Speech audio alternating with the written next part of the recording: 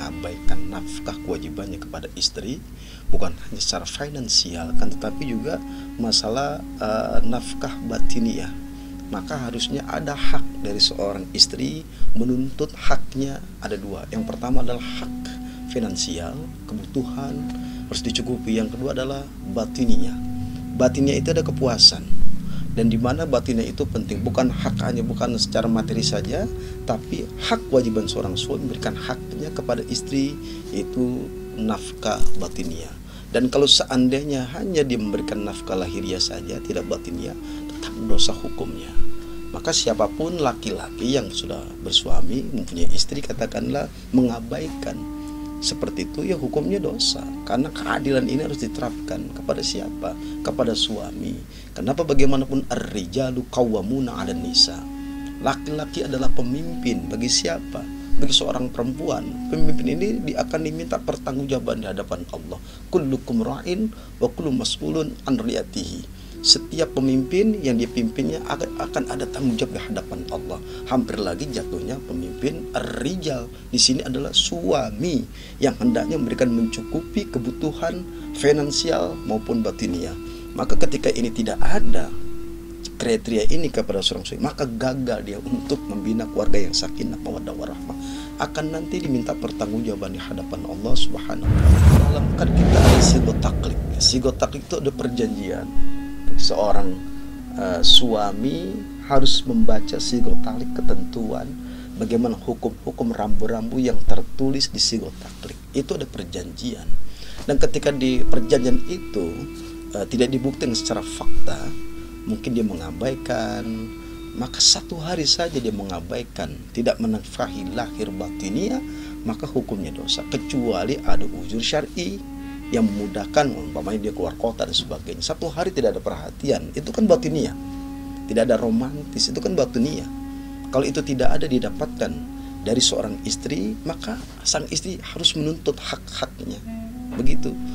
Tapi sampai dia tidak menafkahi lahiriah maupun batiniah secara hampir seminggu, sebulan, 2 bulan, 3 bulan, itu udah dosa hukumnya. Sudah dosa. Bagi siapa? Suami. Hukumnya apa? Ya dosa. Bukan dosa zalim, mengabaikan semuanya atas perintah Allah dan Rasulnya. Dan inilah ketentuan syar'i agama kita yang hendaknya terus kita ikuti, patuh kepada Allah. Yakinlah ketika Anda sudah menikah, artinya sudah bertanggung jawab, semua kebutuhan harus Anda cukupi. Maka ketika ini tidak ada, menelantarkan sampai sebulan, wah hampir lagi sebulan. Dalam perjanjian sigot taklid itu 1 hari aja dia ada di rumah, tidak menyapa istrinya, tidak mencium istrinya, tidak memeluk istrinya, hampir lagi mengabaikan padahal sering ketemu, hukumnya dosa. Hampir lagi nafkah batiniah hampir 1 bulan, 2 bulan, nah hukumnya zalim, dosa. Bagi siapa? Sosok suami yang menelantarkan, mengabaikan hak batiniah dan lahiriah. Karena kewajiban seorang, meskipun ayu mamru'at matat wa zawjun anha radin dakhalatil jannah. Ketika seorang istri dia meninggal, suami ridha, dakhalatil jannah, sudah pasti masuk surganya Allah Subhanahu wa taala. Tapi lagi-lagi ketika ini jatuh mengabaikan hak-hak dari seorang istri, kata suami kepada istrinya, maka watawasau bil haq, saling menasihati. Kalau itu benar, maka nasihati dengan benar. Wajad billati ihsan, yaitu dengan tingkah laku yang baik. Maka ketika suami mungkin dia lupa, dia khilaf, diingatkan. Karena istri yang salehah adalah ketika seorang suami ada kesalahan, kewajiban untuk saling menasihati.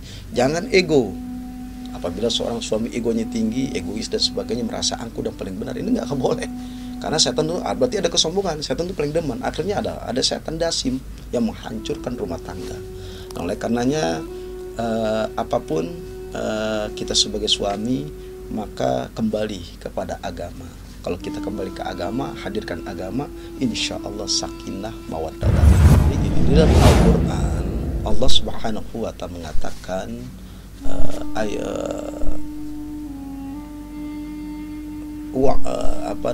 kewajiban seorang ayah kepada istrinya menafkahi kebutuhannya. Tapi nggak artinya ketika ini ketidakadilan, mungkin si perempuan ini ada rasa ketidakadilan dalam rumah tangganya, kemudian dia lebih banyak memihak sepenuhnya kepada orang tua kandungnya, memberikan nafkah diabaikan, tapi lebih berdominan kepada ibu kandungnya, ayah kandungnya, karena batasan seorang suami kepada ayah kandungnya itu tidak ada batasan. Kenapa? Seorang sahabat bertanya Rasul, ayul amali ahabbu ilallahi ta'ala. Ya Rasul, ajarkan amal apakah yang dicintai Allah Subhanahu wa ta'ala. Yang pertama adalah as-salatu ala waqtiha, salat tepat pada waktunya. Kedua adalah birrul walidain, berbuat baik kepada kedua orang tua. Kewajiban kalau seorang istri sudah putus ridho terhadap orang tuanya sudah nggak ridho. Kenapa? Sewaktu angkah tu juga maktubataka, kami nikahkan dan kawinkan engkau, berarti sudah putus hubungan kepada ayanda, masalah ridho. Tapi seorang istri ridhonya adalah terletak kepada suami. Suami tidak ada batasan kepada ibu kandungnya, ayah kandungnya. Kapanpun dia memberi ke uang secara finansial, materi dan sebagainya, tidak ada batasan. Kenapa? Nggak ada putus, karena ridho tetap pada orang tua. Nah, kalau seandainya suami mengabaikan, istri melarang, nggak boleh begitu. Tapi wajib mengingatkan, menasehati kepada suami.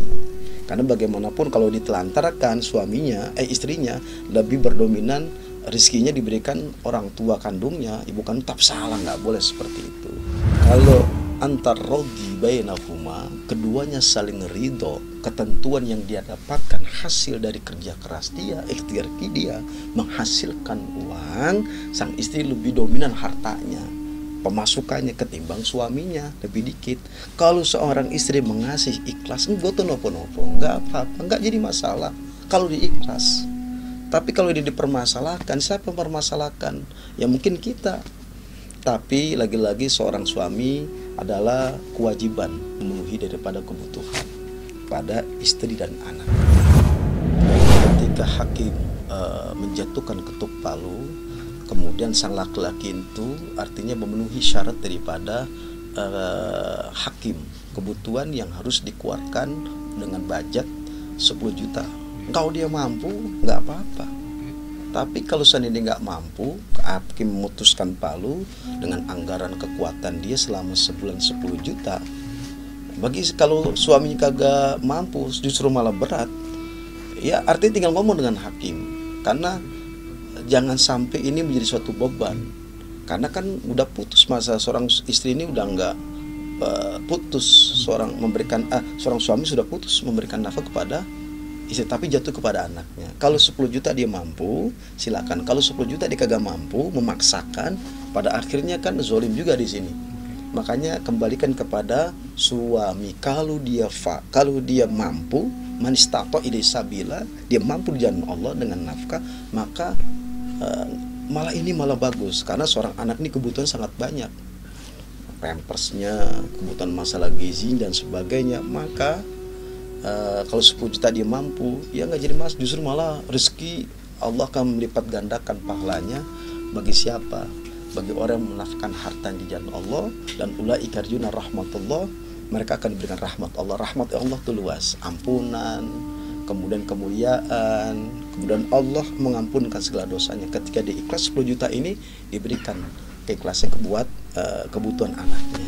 Ya artinya gini, kan sesuai dengan kemampuan, pendapatan dia, pemasukan dia besar atau kecilnya, maka sang istri ini harus mengetahui yang sampai melebihi daripada kapasitas, pada akhirnya dia tidak mampu. Tapi kalau dia mampu mengabaikan, hukumnya dosa. Maka ketika ada persidangan ketok palu, hakim memutuskan antar radhi bainahuma, di antara saling ridho ketika putusan hakim itu setelah ketok palu 10 juta umpamanya, wajib ya, lalu diaminkan, diiyakan, nah berarti siap. Tapi boleh juga 10 juta itu diangsur, tidak harus 10 juta satu bulan 10 juta. Nah itu boleh diangsur, boleh 500, 1 juta, 2 juta. Lagi-lagi sang suami harus mengerti dan paham kebutuhan saat ini kan sangat mahal. Artinya tidak cukup uang segitu diberikan, tapi berangsur-angsur boleh. Ya ketika dia mengekang, menahan daripada seorang ibu pengen ketemu anaknya, atau ayah pengen ketemu anaknya dengan problem-problem yang mungkin kiranya di antara kedua orang ini bermasalah, tapi korbannya anak, keduanya zolim, dosa di hadapan Allah. Karena batasan kesan seorang anak tidak ada batasan. Sampai kapanpun ayah menemui seorang istri harus memberikan pintu terbuka lebar-lebar.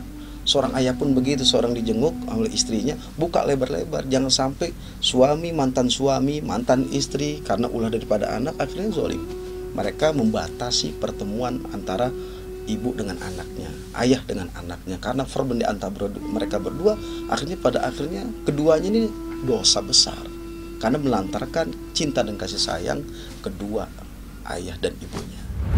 Menafkahi seorang anak itu seumur hidup, bukan hanya lahiriah, batinnya juga harus diperhatikan. Kenapa? Akmalul mu'minina imanan ahsanuhum khuluqan wa khiyarukum nisaihim. Kewajiban seorang ayah adalah bagi orang yang beriman kepada Allah yang paling romantis kepada istri dan anaknya. Konteks ayat ini secara teks maupun tekstual maka harus dituangkan, direalisasikan kehidupan sehari-hari. Kalau ini dia mengabaikan nafkah, lalu ia berdosa. Menafkahi anak tidak ada batasnya, lahiriah, batiniah. Tapi kalau udah nikah kan udah bersilap pas. Ya mau nggak mau seorang ayah itu ada kewajiban meskipun sudah bercerai katakanlah. Enggak, anaknya udah nikah. Apa nih? Anaknya si Rian itu udah nikah, itu kan udah batas untuk ngasih nafkah. Ya kalau dia mampu, orang tuanya pasalnya maksudnya diakil balik, sudah berpikir dewasa, mengerti baik dan buruk dan sudah ikhtiar. Falla membalagha ma'ausa, ya maka tak kelas Nabi Ismail sudah sampai ikhtiar mencukupi kebutuhannya. Ya kita sebagai orang tua, anak ini sudah mampu kan, sudah besar kelak nanti kan gitu kan, sudah menikah, nikahnya aja masih tanggung jawab kedua orang tuanya. Itu berarti kan secara lahiriah, batinnya dan lahiriah.